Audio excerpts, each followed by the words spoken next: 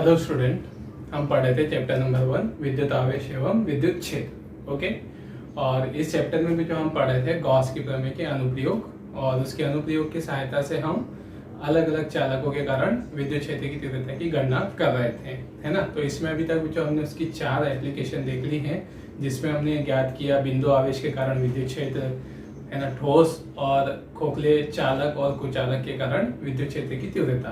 अब हम यहाँ पर आज ज्ञात करेंगे जो किसी अनंत लंबाई के रेखीय चालक के कारण विद्युत क्षेत्र की तीव्रता, जो है ना, मतलब उसका जो 5th एप्लीकेशन है उसमें हमको ज्ञात करना है किसी अनंत लंबाई के रेखीय चालक के कारण विद्युत क्षेत्र की तीव्रता, है ना।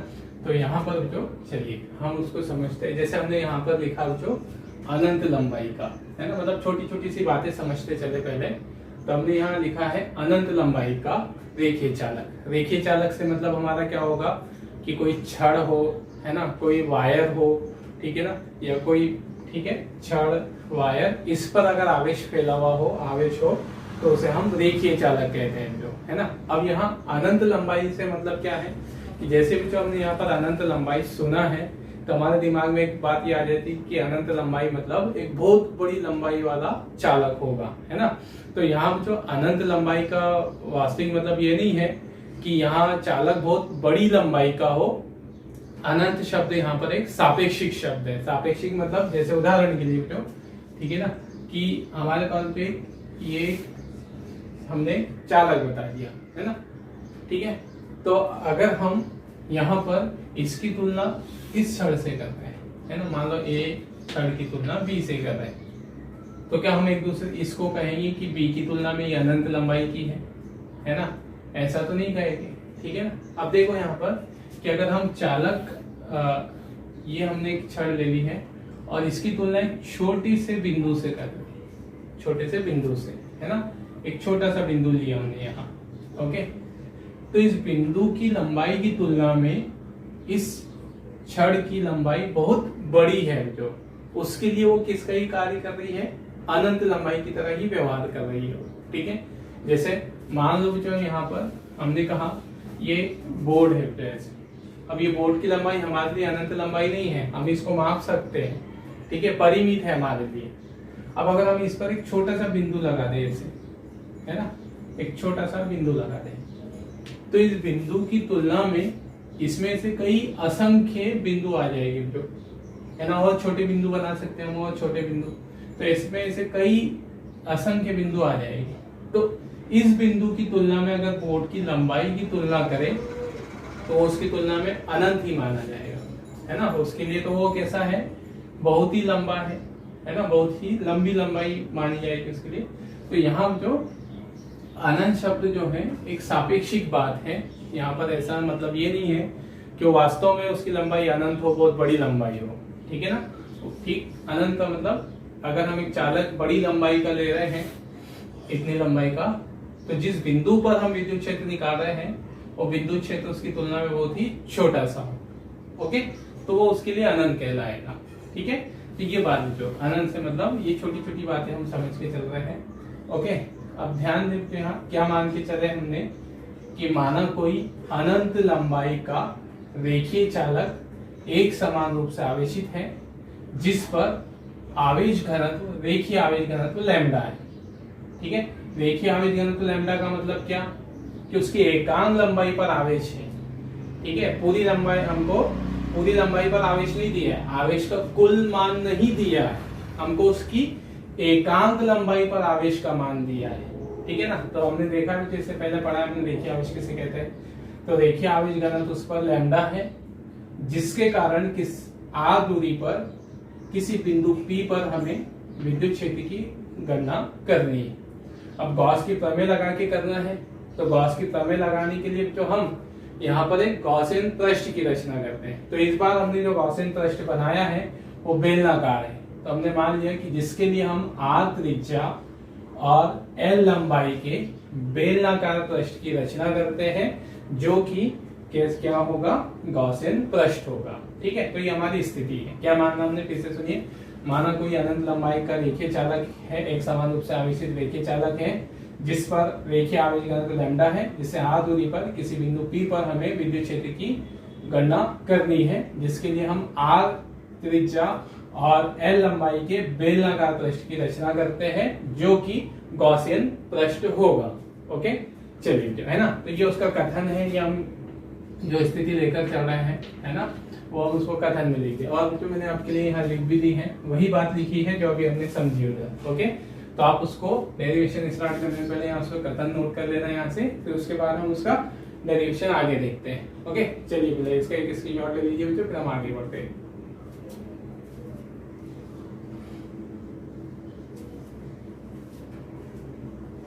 ओके, चलिए, है ना, नेक्स्ट, है ना, चलिए अब हम इसका डेरिवेशन देखते हैं जब, ठीक है। तो हमको पता है यहाँ पर विधि, पहले हम किससे संबंध विद्युत फ्लक्स निकालते हैं, गॉसियन पृष्ठ से संबंध विद्युत फ्लक्स, फिर गॉस की प्रमेय लगाकर गॉसियन विद्युत फ्लक्स लिखते हैं, दोनों की तुलना करते हैं, तो हमारे पास विद्युत क्षेत्र आ जाएगा। अब देखो तो यहाँ पर कि हमारा जो गॉसियन पृष्ठ है, उस गॉसियन पृष्ठ में कितने तरह के क्षेत्रफल, कितने तरह के पृष्ठ हैं। तो इस गॉसियन पृष्ठ में, ठीक है, दो प्रकार के जो बेलनाकार पृष्ठ हमने बनाया है, उसमें दो प्रकार के क्षेत्रफल है, पृष्ठ क्षेत्रफल है, ठीक है।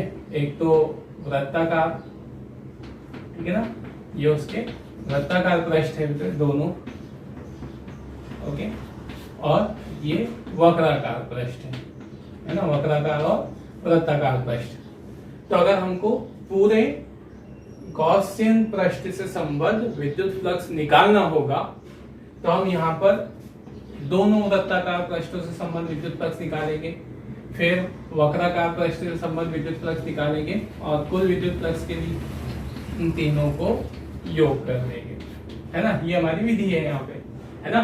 मतलब गॉसियन पृष्ठ से संबद्ध विद्युत फ्लक्स निकालने के लिए हम वृत्ताकार पृष्ठ से संबंध विद्युत फ्लक्स, वक्राकार पृष्ठ संबंध विद्युत फ्लक्स निकाल कर उनका योग देखेंगे, तो वो हमारा कुल विद्युत फ्लक्स होगा।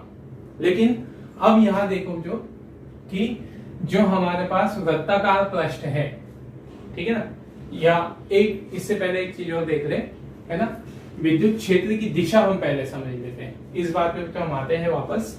जैसे हमको यहाँ एक चालक दिया हुआ है ऐसा, है ना, तो इस चालक के कारण हमको विद्युत क्षेत्र का मान निकालना है, ठीक है ना। अब विद्युत क्षेत्र का मान तो हम निकालेंगे गॉस की प्रमेय से, पहले उसकी दिशा क्या होगी वो हम समझ लें। विद्युत क्षेत्र की दिशा देख लेते हैं पहले, ठीक है। तो यहाँ जो हमने मान लिया कि हमें इस बिंदु P पर विद्युत क्षेत्र निकालना है ना। तो विधि क्या है विद्युत क्षेत्र निकालने की, जैसे हमने इससे पहले पढ़ा है कि, है ना, सतत आवेश वितरण के कारण अगर हमें विद्युत क्षेत्र निकालना हो तो उसकी विधि ये है कि पहले भी जो हम इस सतत आवेश को छोटे छोटे घटकों में बटा हुआ मान लेते हैं। मतलब हम इसके एक छोटा सा भाग इधर ले लेते हैं, है ना। मतलब जो हमारा चालक है अनंत लंबाई का, उस पर अब एक हमने लंबाई का एक छोटा घटक इधर ले लिया, तो इसके कारण पहले हम विद्युत क्षेत्र निकालेंगे, है ना। गणितीय विधि से पहले दिशा समझ लो, फिर हम परिमाण जो है गॉस की प्रमेय से निकालेंगे, है ना।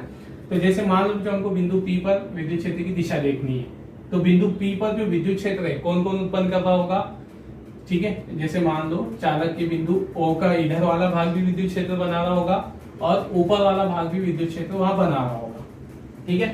तो इधर वाले भाग में कोई भी हम एक घटक ले लो, तो इसका विद्युत क्षेत्र की दिशा इधर होगी, है ना।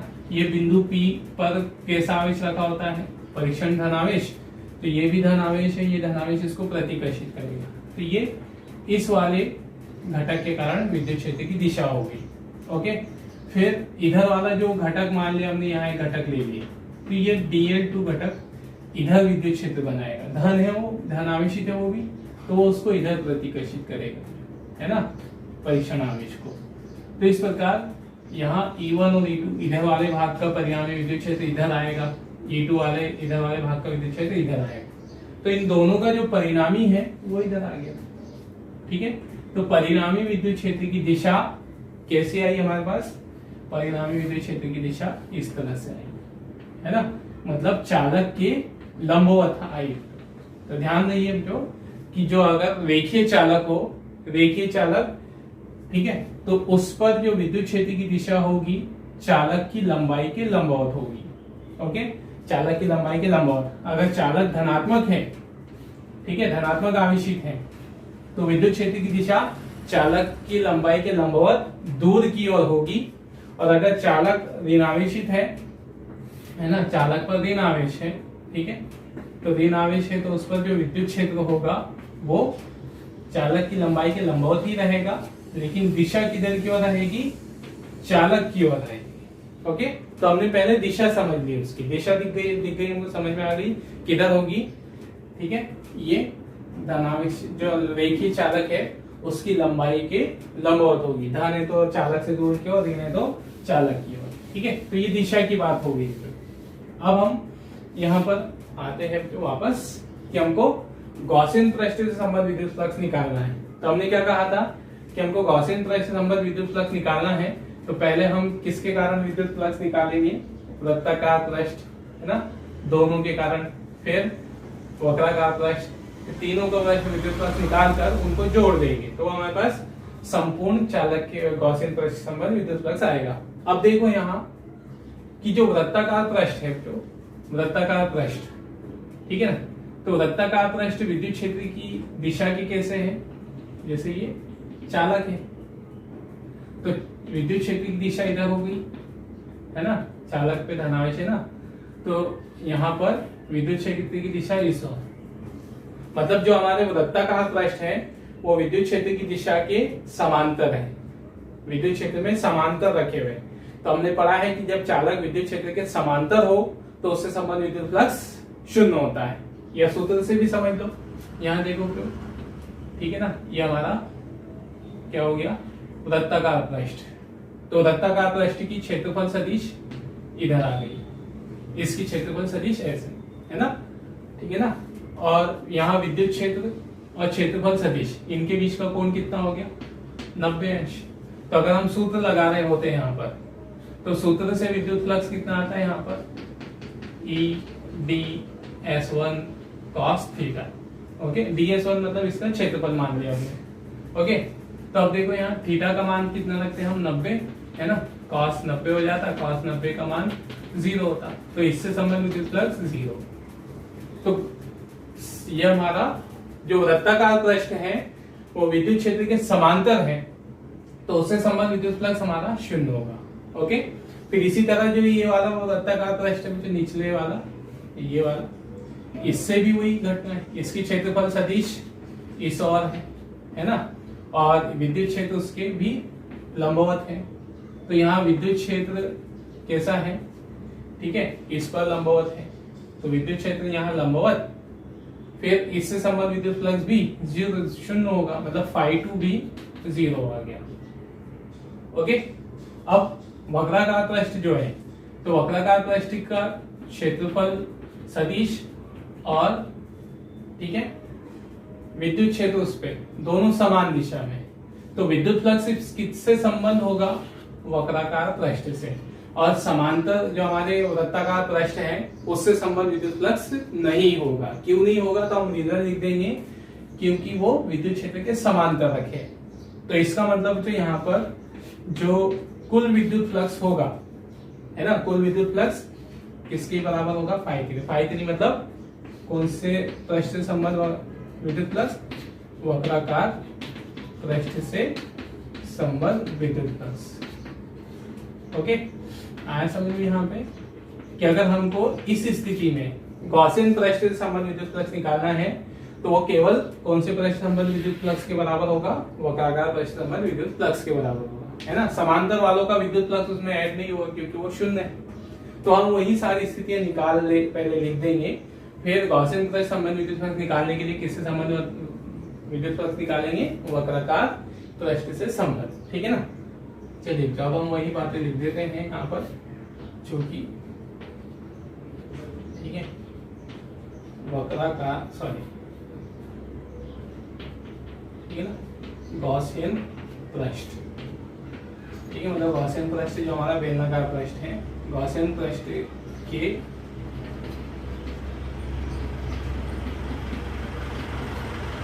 वृत्ताकार पृष्ठ है ना, गॉसियन पृष्ठ के वृत्ताकार पृष्ठ, ठीक है, कैसे हैं, विद्युत क्षेत्र के समांतर हैं, इसलिए ठीक है वृत्ताकार पृष्ठों से संबद्ध विद्युत फ्लक्स है ना, वृत्ताकार पृष्ठों से संबद्ध विद्युत फ्लक्स कितना होगा, 0 होगा। ओके है ना, मतलब ये हमने एक बात लिखी है अभी यहाँ पर जो हमने अभी समझी। ठीक है, तो अभी हमने देखा कि वक्राकार वृत्ताकार पृष्ठ से संबद्ध विद्युत फ्लक्स 0 होगा। ओके, तो फिर गॉसियन पृष्ठ से संबद्ध विद्युत फ्लक्स केवल कौन से पृष्ठ के कारण होगा, वक्राकार पृष्ठ के। इसी बात को हम शब्दों में भी लिख देते हैं तो यहाँ पर, ठीक है ना,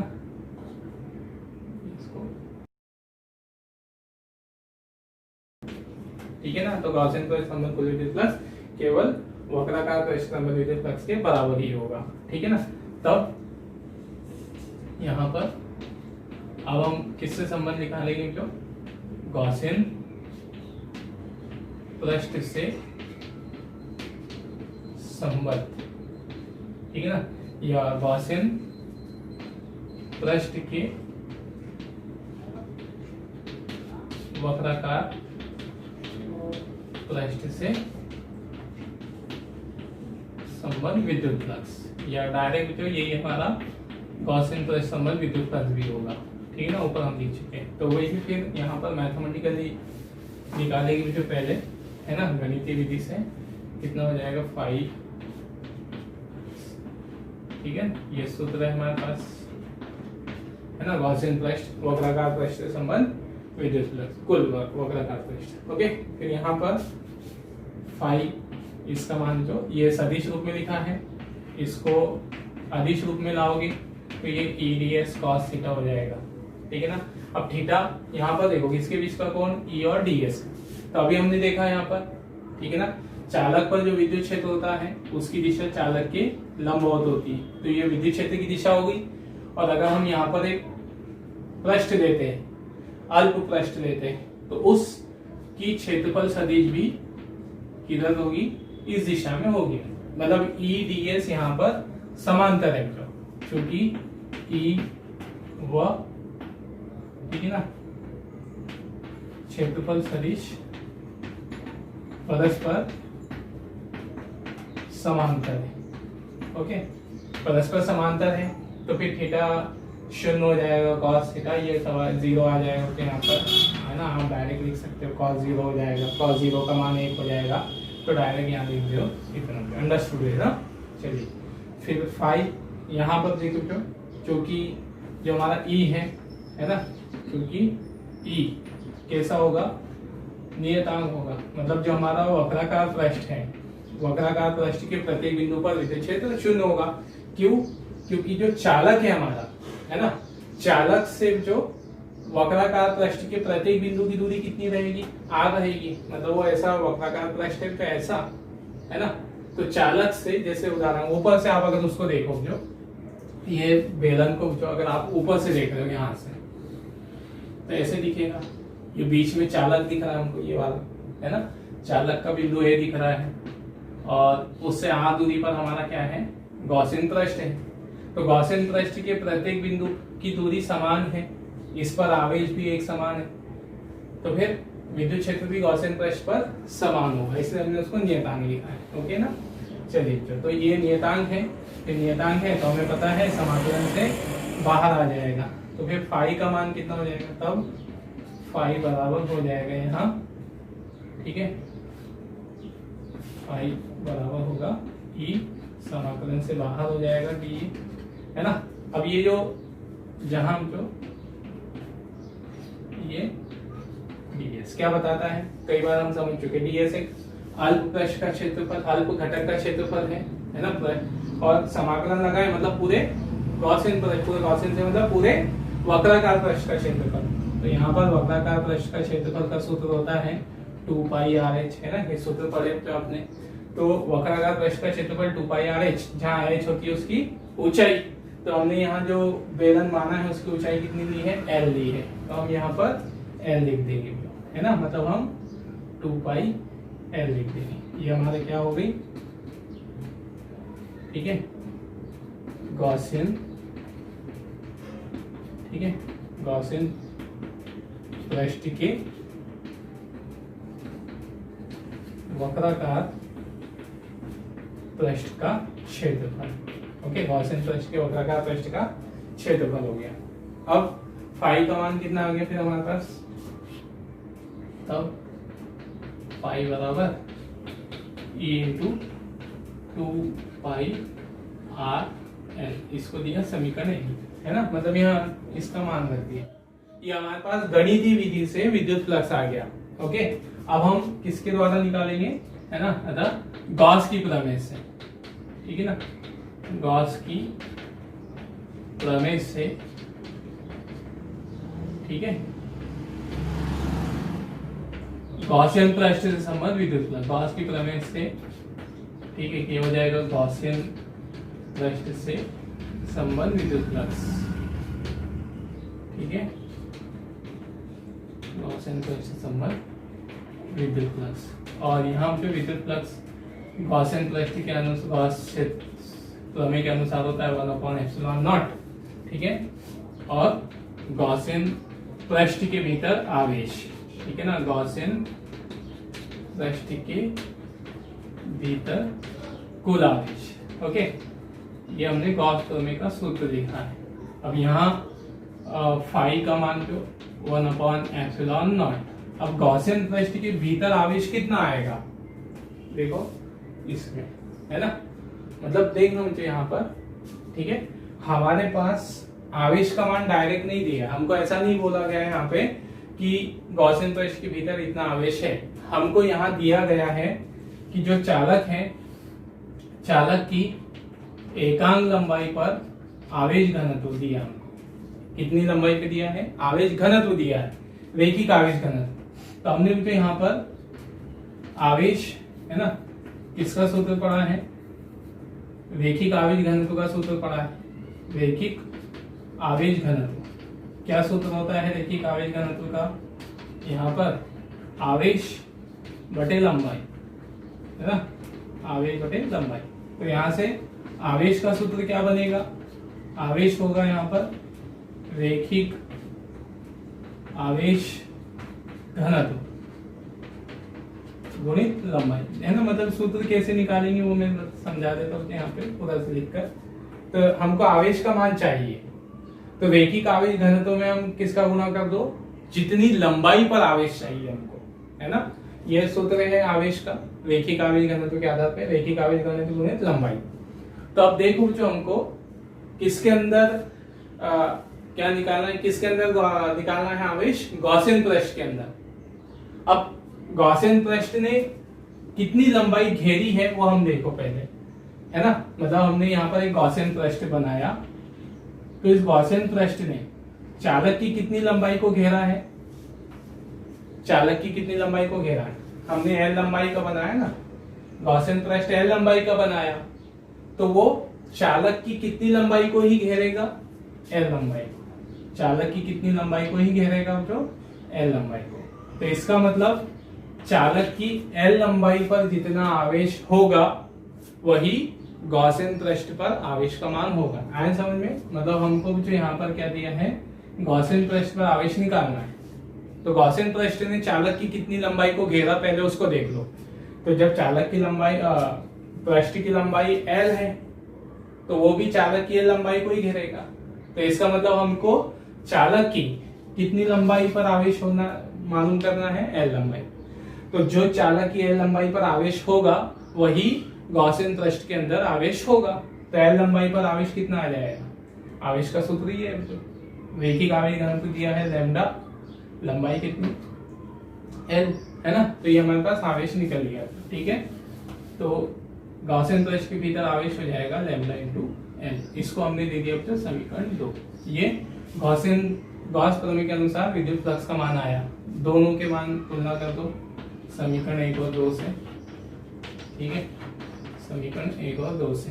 तो फाई हो जाएगा तो यहाँ पर ई इंटू 2 पाई आर एल, इधर हो जाएगा 1/ε0 लैम्डा एल, ठीक है ना, ये आ गया। तो हमारे पास अब इसको जो कैंसिल हो रहा है एल से एल कैंसिल होगा बस यहाँ पे, है ना। इसको मान लिख दो फिर पक्षांतर करके ई 2 पाई एप्सिलॉन नॉट इधर लैम्डा, है ना, और बटे में आर आ जाएगा और यूनिट लिख दो न्यूटन बटे कूलम। तो ये आगे तो उसकी विद्युत क्षेत्र की तीव्रता किससे, है ना, एक समान आवेशित अनंत लंबाई के रेखीय चालक के कारण आर दूरी पर विद्युत क्षेत्र की तीव्रता कितनी होगी, ये इतनी होगी, है ना। तो ये आपके गॉस की प्रमेय के अनुप्रयोग द्वारा रेखिक लंबाई रेखिक चालक के कारण विद्युत क्षेत्र की तीव्रता।